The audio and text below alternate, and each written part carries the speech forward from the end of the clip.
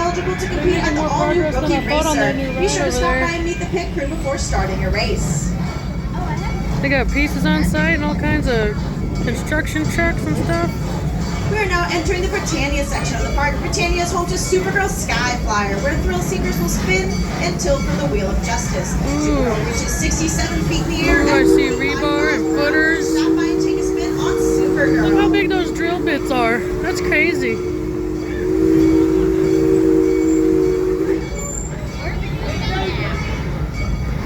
Look, there's a big hole they're going to pour concrete in. Wow. Look at that thing.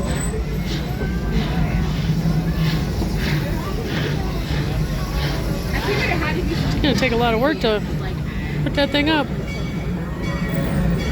Like, not really, but you know. I'm surprised they've already got so much done. That's good.